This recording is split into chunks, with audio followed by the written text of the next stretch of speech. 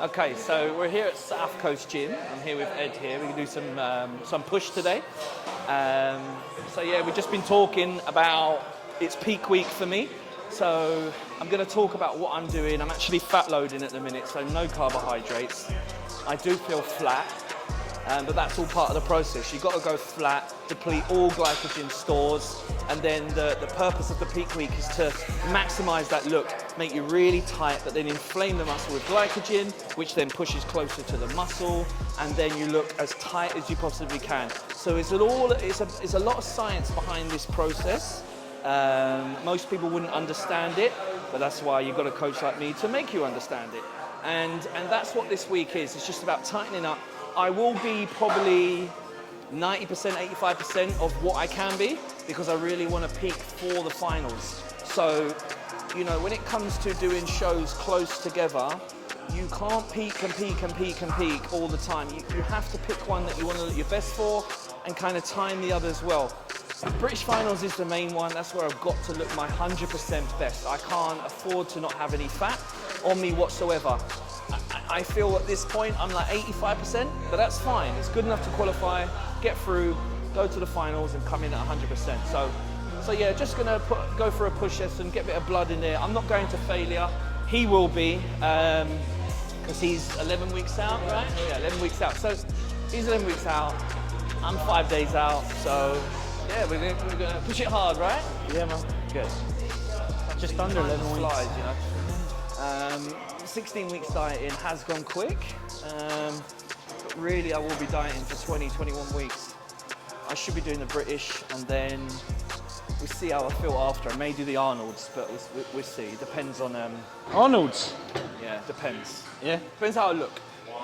If I look really good, Arnold's I'm going to do it. You're going to be able to...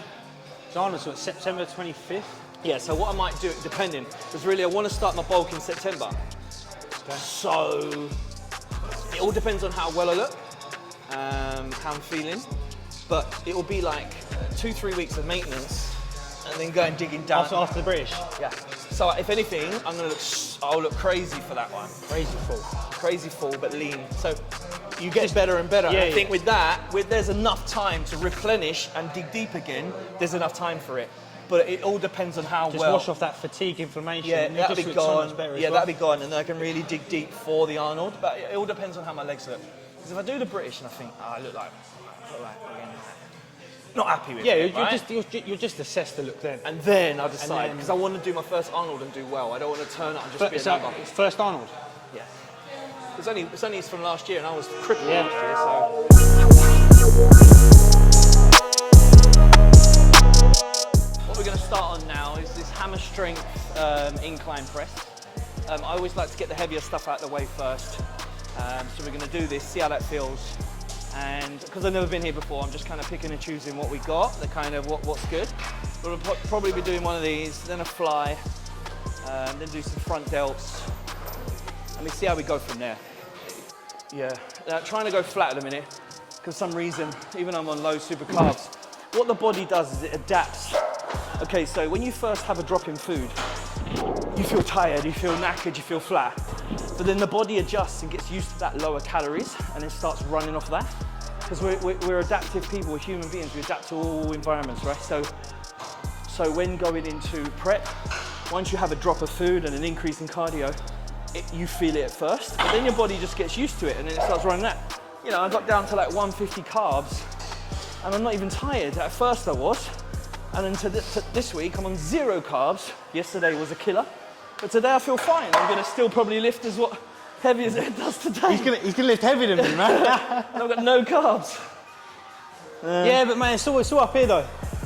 It's all up here. Yeah, and this is what's true about the body. It just adapts. It does, you know, it does whatever it has to do to survive. And if it can run off, I mean, I'm on like 2,300 calories, which is super low for me. But I feel fine. You know, initially at the beginning, when I have a drop, I feel like shite, but I feel good now.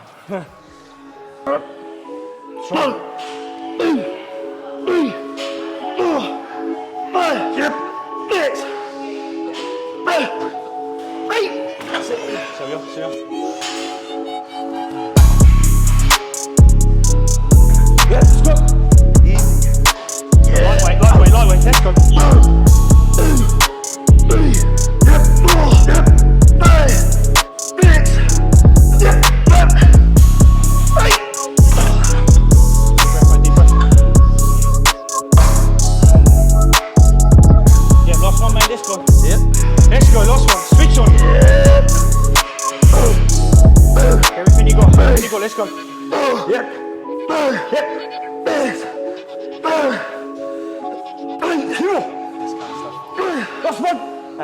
Like the way I train, and if your body's designed like you want to train like James Hollinshead heavy or Ian Velliere where they get a really hard granite look, that's great. If that's how you like to train and that's your look that you really want to go for, then you train that way. What we're just talking about is different rep ranges, different ways of training. Yes, I train heavy. I want a 3D round muscle belly look. And the only way to obtain that is doing like Hani Rambar's type of training, FST7, we were just talking about. You know, more volume, but still heavy, but a bit more of the, you know, between 8 and 20 rep range. And I enjoy that sort of training. That's what I enjoy. And you've got to do what you enjoy, right? Yeah, no, of course. If you don't enjoy it, you're not going to do it. Whereas I'm more sort of the other approach as such, but like I said, I'm always open to other approaches. Yeah, it's like you can't deny obviously, it you know. works. Yeah. But obviously, if I train your way, I'd love to, you know, if I dedicate that approach to say 6 months to a year, I'd love to see how I look. Yeah. Even just incorporating a little bit into your training would help. You don't need to do the full hog. But if you was to jump like the last 2 exercises, do a bit more volume at the end. Yeah, no, but I then. just try and get strong in all rep ranges, Yeah, so I ain't got like 20 reps plus. Yeah. Right. Yep. Easy way. 2, 3, 4, 5. Come on. 6. 1, 2 more. 7. 1 more. Good.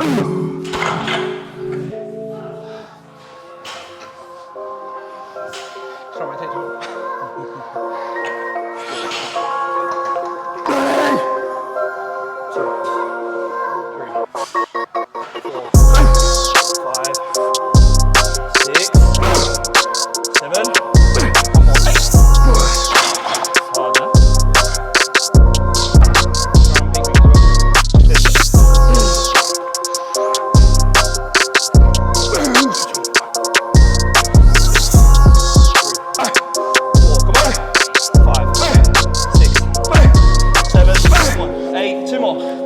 9. But for the British, it's hard. You enjoy it. So with the body, when I'm dieting, whenever I make a change, I normally see that change in fruition in like 3-4 days. So sometimes what I've done 3-4 days previous, I will then see 3-4 days later. So the work that I've been putting in for the last few days, I'm starting to see today.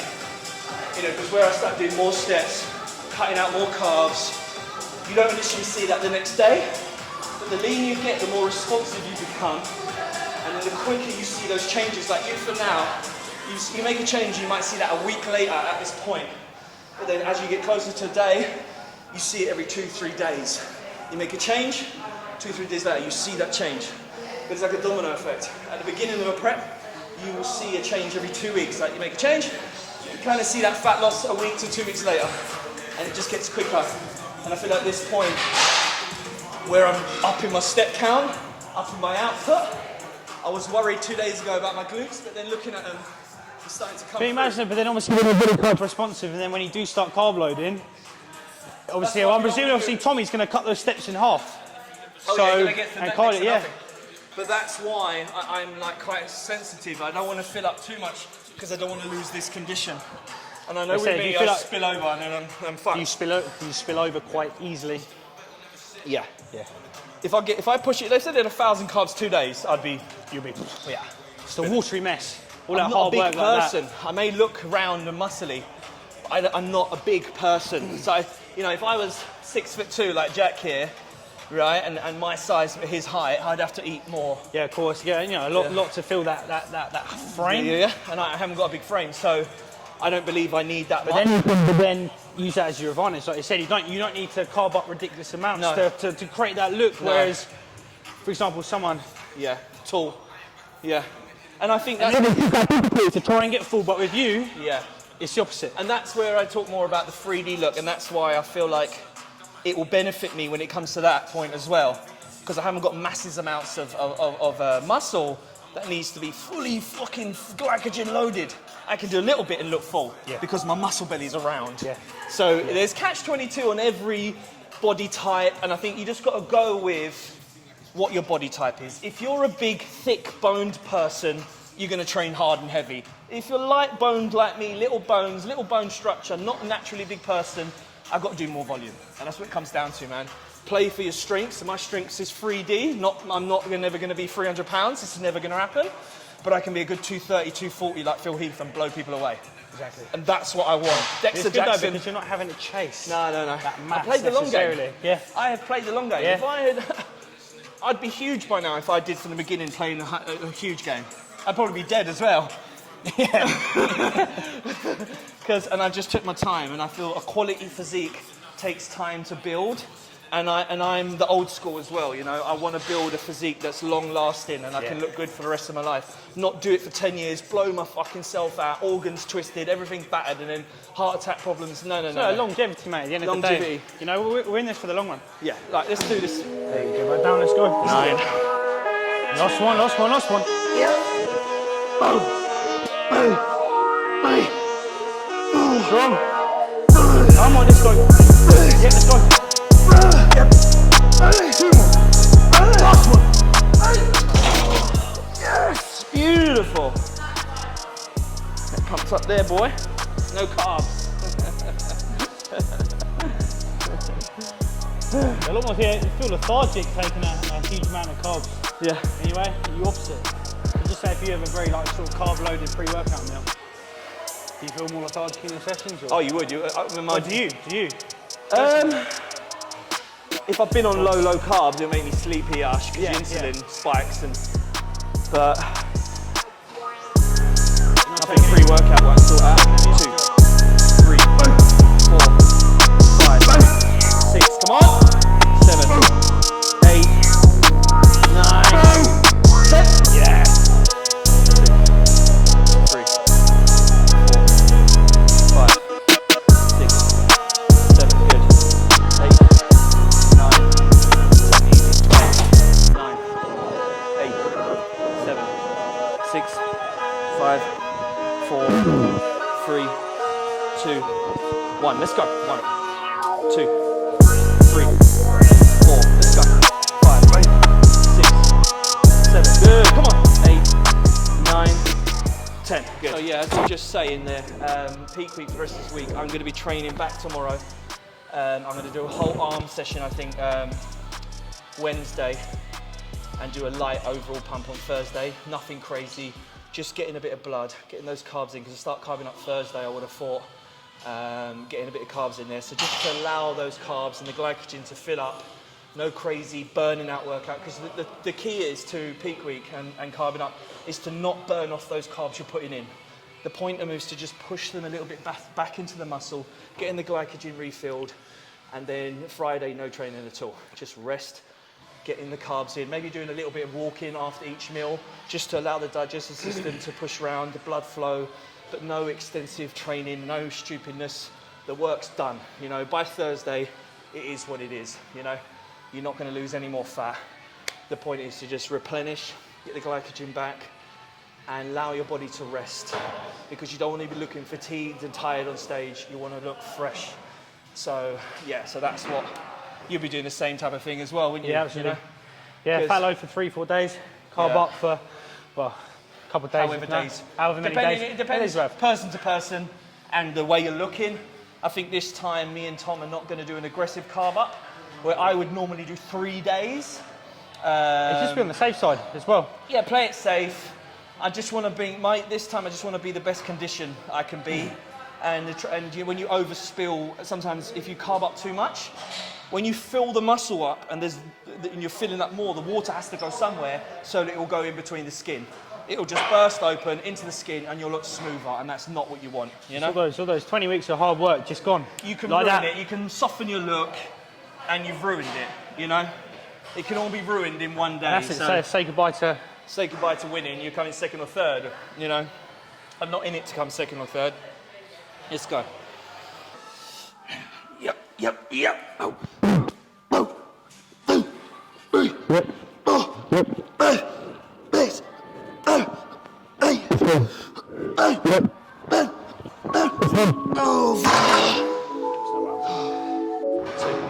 Three, 4, 5. Come on. 6, 7, 8.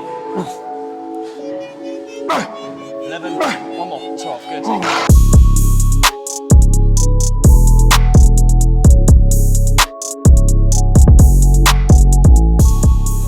Yeah, we're just talking about other bodybuilders there and going too far. Like Phil Heath got to a point where he just got too big. Branch Warren got to a point where, I mean, if you look back at 2003, 2004, when he was at his best, he had amazing lines, bro. Like, if you look back at those older pictures of him, you wouldn't recognize him because he has such a pleasing physique. And it just got to the point where he ruined it. And I want to get to that point and just stay like that because I know the mistakes that they all made and I can see it. And I think me at 230, 240 would be beautiful. You know, but amazing. You don't need to go bigger than that. And in a way, I'm probably lucky because I'm older at that age where I probably wouldn't get to 216 if I tried. Because within 10 years, my body's going to go the opposite way. Yeah. So, I don't know. I feel like some people are a bit later in life. I'm a late bloomer in everything I do. I've always been like that. But then I learn quick and I take over. That's my life. I've always been like that. A late bloomer, but when I did pick up that traction, I surpassed people. It's just picking up momentum, isn't it, initially? Yeah. And then once you've established that... I pass people. And that's why I feel like I'm in life now. I'm like starting to not want to be around people that are slow and are not doing things. And if you're not doing things, I don't want to be around you. Yeah. If you're not on something, whatever that may be, if it's your passion, you want to do stuff, you got a positive mental attitude and you want to achieve, we can chat and I can be around you. But if you're like, no, my missus and my life shit, shut up, come away from me. I don't want to know nothing about you. Come away from me. You're draining my fucking, my energy and you're sucking, I'm not doing it. So, and I've stopped talking to so many ex-friends and because when I speak to them, I'll say hello and all that, but I'm saying I'm not going to hang around. I'm not coming to chill with you. I'm not coming to chill and sit down and talk nonsense about your missus. And I'm not interested.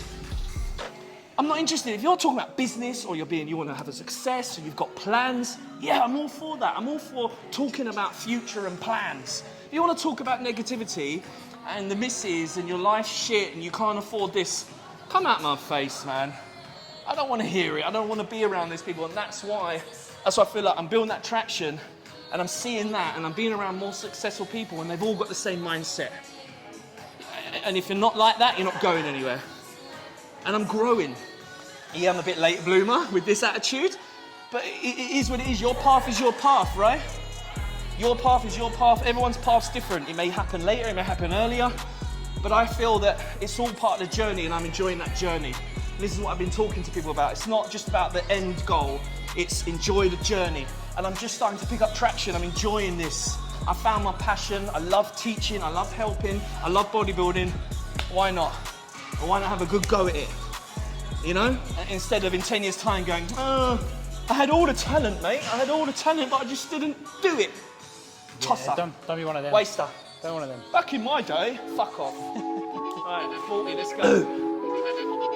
3, 4. How are you going for? 5, 7, 8. Yep. 6.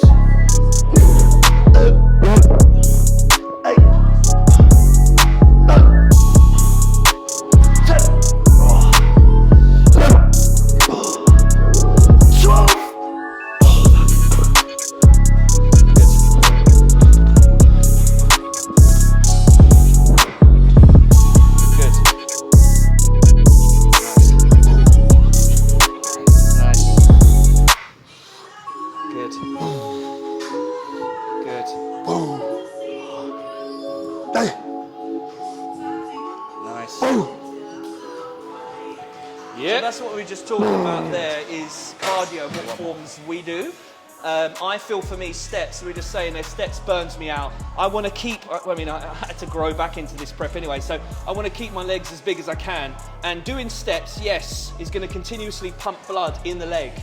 To me, that's going to be detrimental and is actually going to end up shrinking your legs. Some people say it does for them, some people say it doesn't. Me, what do you feel? You feel the same. It's just going to burn your legs away. So for me, cross trainer is the mix of both. You're getting your heart rate up quickly, you're burning a decent amount of calories, but it doesn't feel strenuous. You can watch a movie, you can watch a podcast, and you can just do it, right?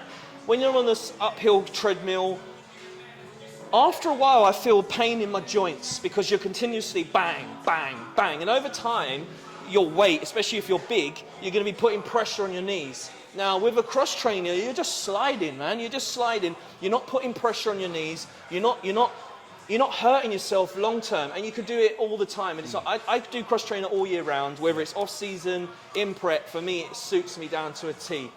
You do the same, yeah, right? I think the only reason you switch from cross trainer to stairs is just predominantly just because you want to burn more calories. in terms of just keeping your heart rate at that. To get it there quicker. Whereas obviously cross trainer, yeah, but see, you get your best bang for your buck in regards to stairs. I but feel, yeah. in regards to a recovery capability think standpoint, longevity, I want to keep training performance up.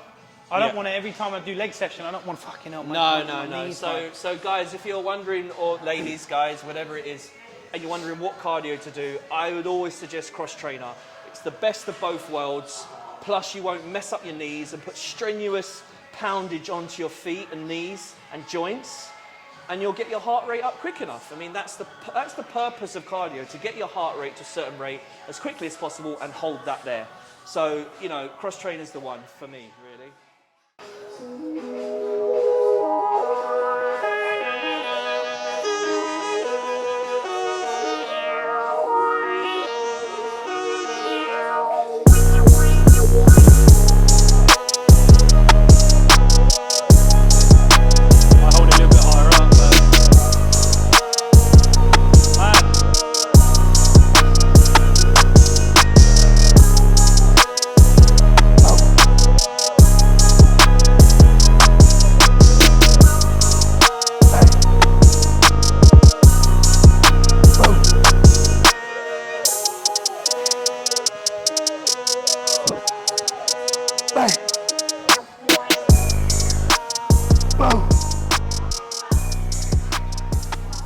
Right, that's a wrap for today. Feeling knackered now, which is a good thing.